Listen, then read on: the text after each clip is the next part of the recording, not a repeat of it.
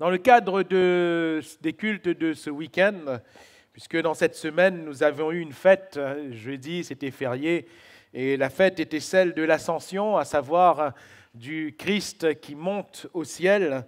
J'ai eu à cœur de partager ce thème en 4 points sur les messages de ce week-end.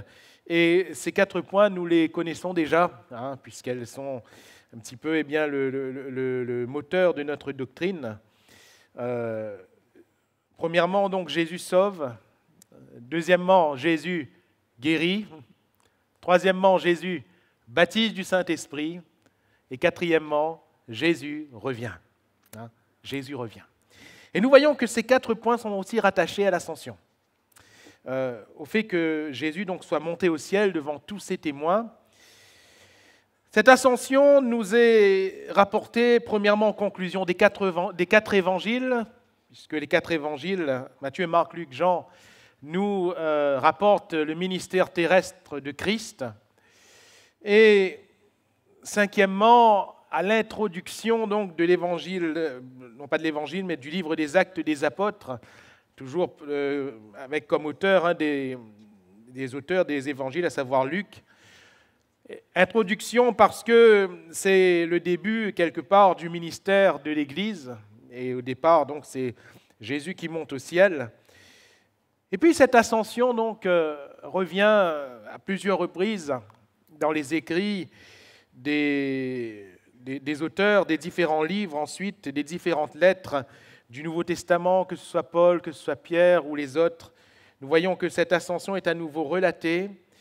Et nous pouvons y voir donc ces 4 piliers, si vous voulez bien, de notre doctrine. Jésus sauve, Jésus guérit, Jésus baptise du Saint-Esprit et Jésus revient. Alors, nous allons voir ensemble ce premier volet qui est Jésus sauve, donc le salut rattaché à l'ascension. Et j'aimerais lire en introduction avec vous dans la conclusion de l'évangile de Marc, Marc chapitre 16, 2 versets que nous allons lire, les versets 15 et verset 16. Marc 16, versets 15 et 16. Voilà ce qui nous est dit. Marc 16, verset 15. Puis Jésus leur dit, « Allez par tout le monde et prêchez la bonne nouvelle à toute la création. Celui qui croira et qui sera baptisé sera sauvé, mais celui qui ne croira pas sera condamné. Amen. » Gloire à Dieu. Il est question ici de ce moment juste avant que Jésus ne monte au ciel, à la vue de tous ses disciples. Et il va dire à la fin de Marc, « Allez par tout le monde, prêchez la bonne nouvelle à toute la création parce qu'il y a un but. » Il y a un but. Celui qui croira, qui sera baptisé, sera sauvé. Le but, c'est le salut. Et ensuite, Jésus monte au ciel. Ce qu'il souligne avant de monter au ciel, c'est ici le vœu de Dieu. Vœu de Dieu pour toute l'humanité. Car Dieu veut que tous les hommes soient sauvés et parviennent à la connaissance de la vérité. Quels hommes? Tous. Dieu veut le salut de tous. Ça nous dépasse, n'est-ce pas? Tous. Car Dieu a tant aimé, non pas quelques hommes, mais Dieu a tant aimé le monde qu'il a donné son Fils unique, afin que quiconque croit en lui ne périsse point, mais qu'il ait la vie éternelle. Alléluia. Ainsi, l'ascension de Jésus-Christ, le Fils de Dieu, est importante, et nous allons le voir en quoi. Importante quant à notre salut. Il y a une signification spirituellement profonde. Importante de toute façon donc l'ascension de Christ, non pas seulement parce que c'est une fête dans le calendrier, il y a toutes sortes de fêtes, des fêtes très humaines, des fêtes aussi très religieuses. Et puis il y a des fêtes qui marquent quand même des vérités bibliques et l'ascension en est une. Pour retranscrire justement les choses, à savoir l'œuvre de Christ, c'est que Jésus, le Fils de Dieu, est venu sur la terre des hommes, né du sein de la Vierge Marie, non pas dans un hôtel, dans une maison, mais dans une bergerie, dans une étable. Jésus, a été baptisé d'eau. Le Saint-Esprit est venu sur lui sous la forme corporelle d'une colombe. Et Jésus-Christ, le Fils de Dieu, a fait connaître le royaume de Dieu par son enseignement, par ses œuvres, par les miracles et les signes qu'il a opérés. Et la deuxième chose que nous voulons souligner après sa venue sur terre et qui est importante quant à l'œuvre de Christ, c'est bien sûr sa crucifixion, sa mort à la croix. Jésus-Christ est mort. Et la troisième chose à souligner, c'est que 3 jours après, quand ils sont allés voir dans le tombeau, le corps n'y était plus. Non pas que quelqu'un avait déplacé le corps, mais Jésus-Christ, le Fils de Dieu, est ressuscité. Alléluia. Et pendant 40 jours, il va montrer les preuves de sa résurrection, se montrant à plus de 500 témoins. Nous voyons en quoi Jésus qui monte dans le ciel est important quant à notre salut. Hébreux chapitre 4, verset 14 nous dit ceci, « Ainsi, puisque nous avons un grand souverain sacrificateur qui a traversé les cieux, Jésus, le Fils de Dieu, demeurons fermes dans la foi que nous professons. Amen. » Jésus a traversé les cieux. Jésus est monté s'asseoir à la droite de Dieu le Père. En qualité de quoi l'auteur de l'Épître aux Hébreux nous dit « en qualité de grand souverain sacrificateur ».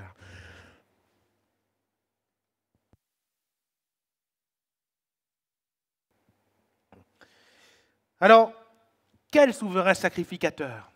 Non pas souverain sacrificateur, comme Aaron.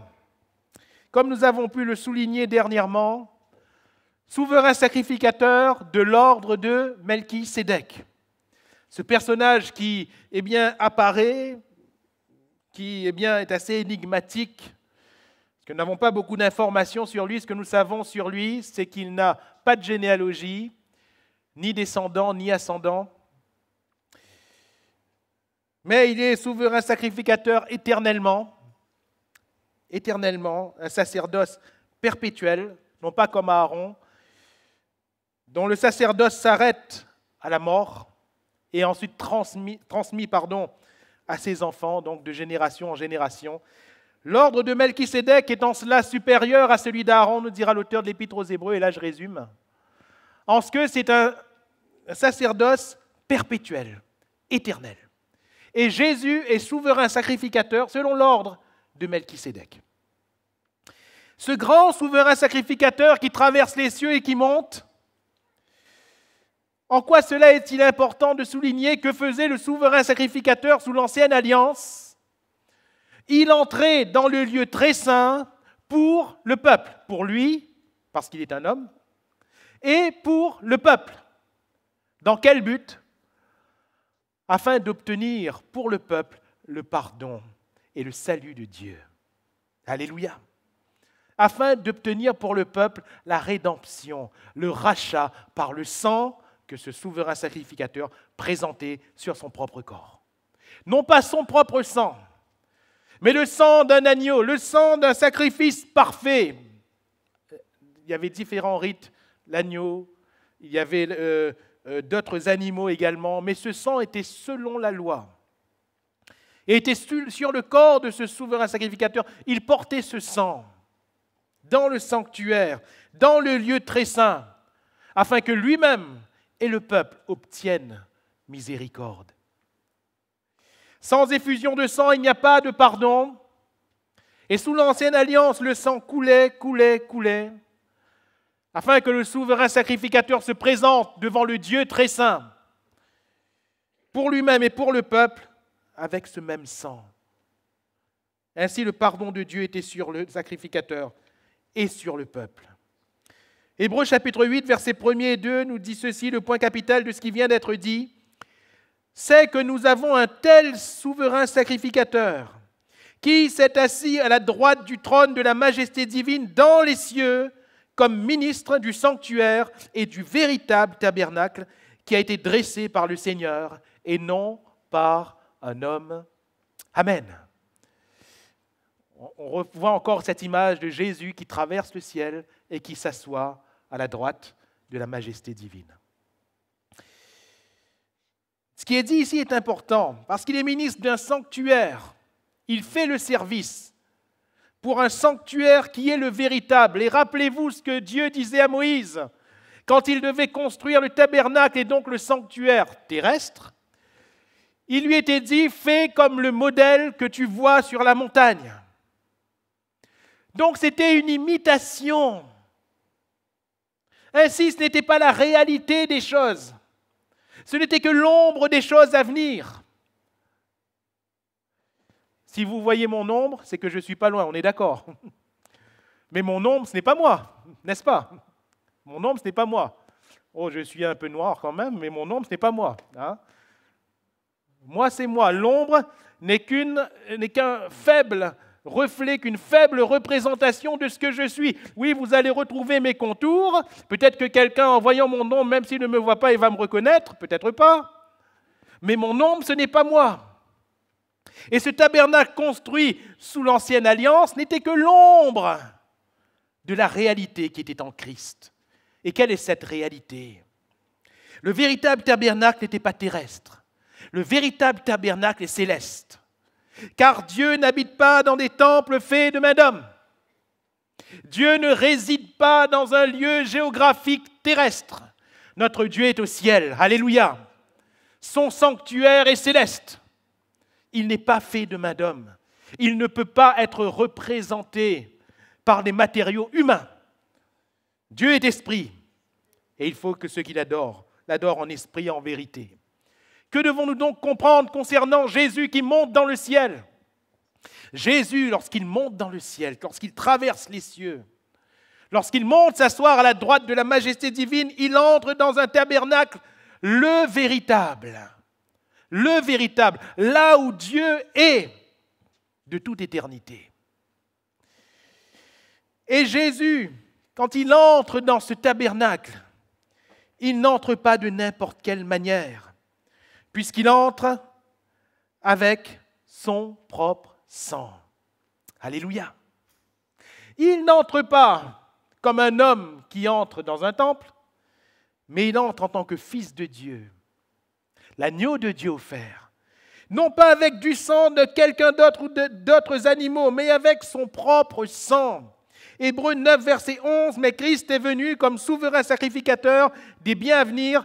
Il a traversé le tabernacle plus grand et plus parfait, ascension, qui n'est pas construit de main d'homme, c'est-à-dire qui n'est pas de cette création. Il est entré une fois pour toutes dans le lieu très saint, le véritable lieu très saint, non avec le sang des boucs et des veaux, mais avec son propre sang ayant obtenu une rédemption éternelle. » Alléluia.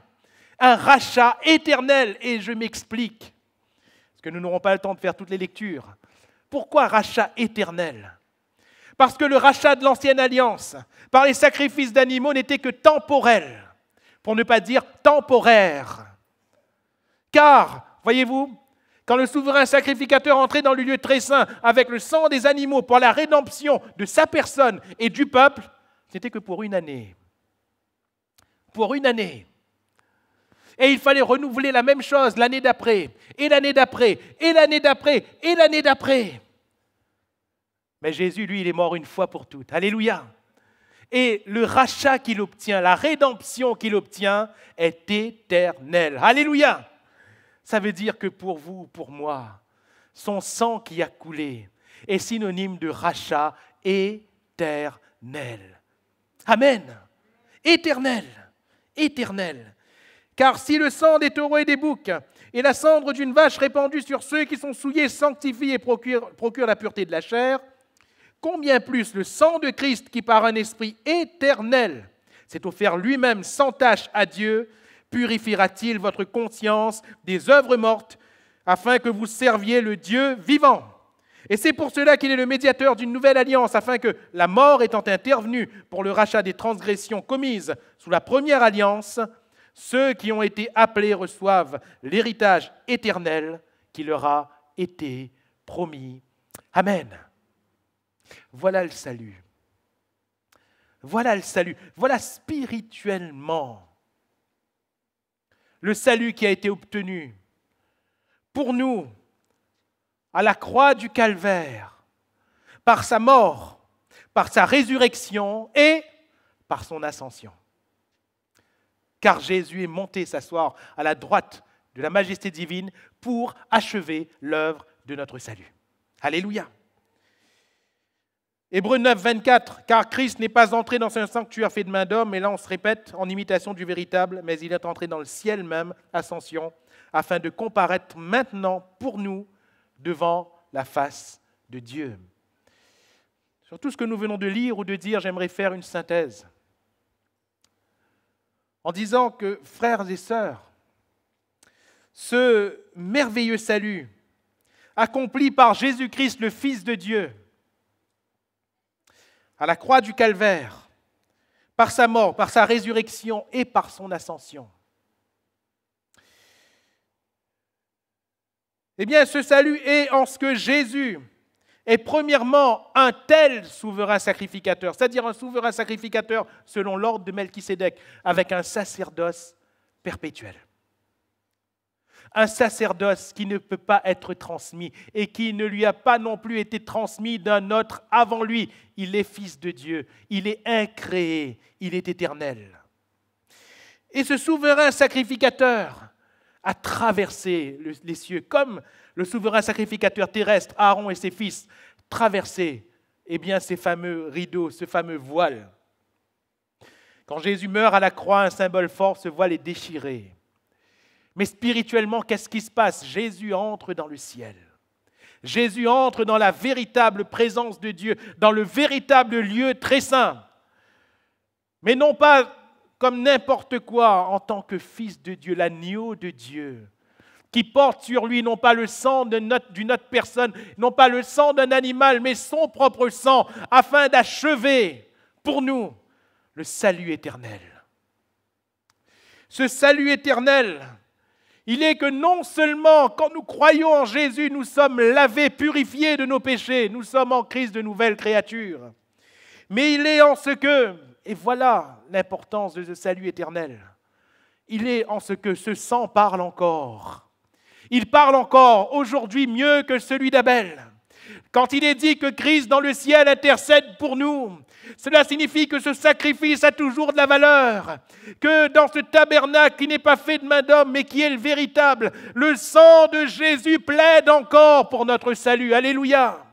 Le sang de Jésus plaide encore pour mon salut, pour ton salut, afin que ce salut soit assuré non pas par nous, par notre propre travail, mais toujours par le sang de Jésus-Christ. C'est Jésus. C'est Jésus qui est notre salut. Alléluia. C'est Jésus qui est notre rédemption éternelle. Voilà pourquoi nous devons croire en lui. Voilà pourquoi nous devons croire dans le Fils de Dieu mort pour nos péchés, ressuscité pour nous et qui est monté s'asseoir à la droite de Dieu le Père. Ainsi, ce salut qui travaille en nous va faire de nous, selon Matthieu 18, des disciples de Christ. Faites de toutes les nations des disciples. Ce salut est effectif dans nos vies, c'est-à-dire que nous rendons l'effet de ce salut, nous le rendons positif, nous mettons ce salut en marche, nous actionnons ce salut dans notre vie.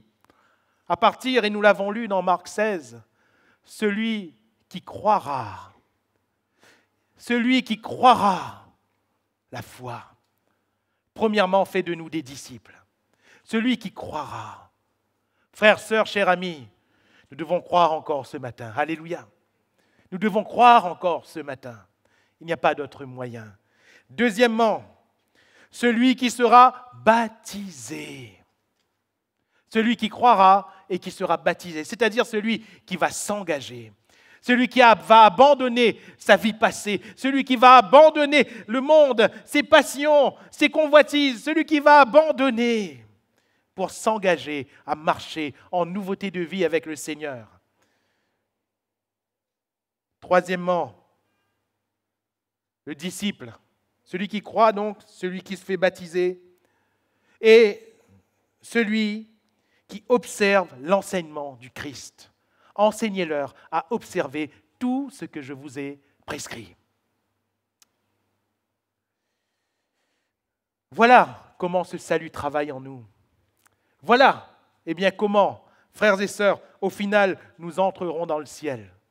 Non pas comme un diplôme pour notre foi, pour notre engagement par le baptême, ou pour notre observation des commandements de Christ. Non. C'est la vie de Christ qui va nous permettre d'accomplir ces choses. Mais ce salut est le produit de la grâce de Dieu. Alléluia. Ce salut est le produit de l'œuvre de Christ dans le ciel. C'est pour cela qu'il est monté s'asseoir. Et bien sûr, tout ce que nous venons de dire, et ce sera ma conclusion,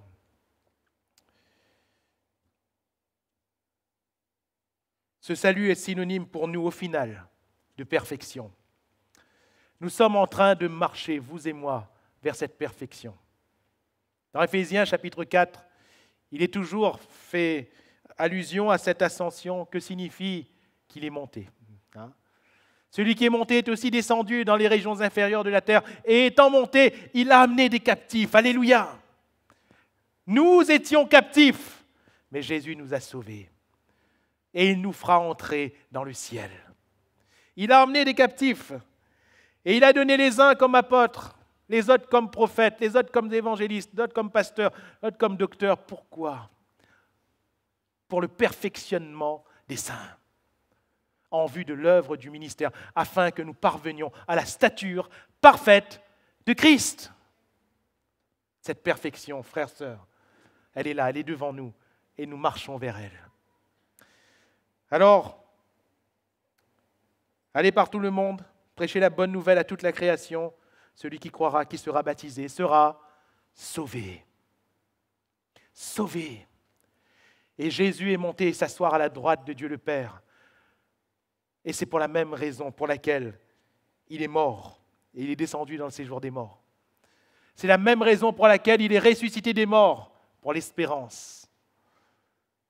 Il est monté s'asseoir à la droite de Dieu le Père pour nous sauver. Et pour accomplir pour nous non pas un petit salut, non pas un salut temporel ou temporaire, mais un salut éternel. Il n'y a plus de sacrifice à offrir, frères, sœurs. Celui que nous offrons, c'est Christ. Il n'y a plus rien d'autre à présenter à Dieu si ce n'est l'agneau de Dieu. Car ce n'est que lui que Dieu agrée, ce n'est que son sang que Dieu agrée de toute éternité. Alors, plaise à Dieu que ce matin, et pour l'éternité, ce salut soit nôtre. Non seulement pour quelqu'un qui serait là pour là ou les premières fois, ou quelqu'un qui nous entendrait pour là ou les premières fois, mais aussi pour nous qui marchons avec le Seigneur depuis tant d'années. Que ce salut soit nôtre, car ce salut a été parfaitement accompli. Jésus est mort, Jésus est ressuscité, et Jésus a traversé le ciel. Il est assis à la droite de Dieu le Père, et son sang parle mieux que celui d'Abel. Alléluia, il intercède pour nous. Que le Seigneur nous bénisse ce matin.